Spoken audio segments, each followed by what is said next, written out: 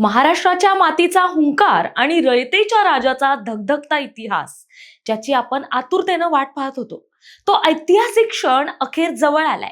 रितेश देशमुख आता केवळ अभिनेता म्हणून नाही, तर दिग्दर्शक म्हणून छत्रपती शिवरायांची गाथा मोठ्या पडद्यावर मांडण्यासाठी सज्ज झालाय. शिवजयंतीच्या शुभमुहूर्तावर राजा शिवाजी चित्रपटाचा थरारक फर्स्ट लुक प्रदर्शित झालाय.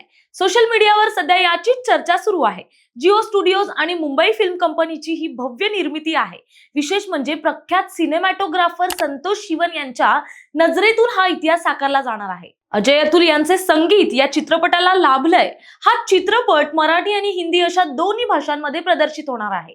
रितेशने या भूमिकेसाठी घेतलेली मेहनत पोस्टर मधून स्पष्टपणे जाणवते. तर कॅलेंडरवरची तारीख आत्ताच मार्क करून ठेवा. 1 मे 2026 रोजी महाराष्ट्र दिनाच्या औचित्यावर हा महासिनेमा चित्रपटगृहात धडकणार आहे. तेव्हा इतिहासाचं सुवर्णपान अनुभवायला तुम्ही तयार राहा.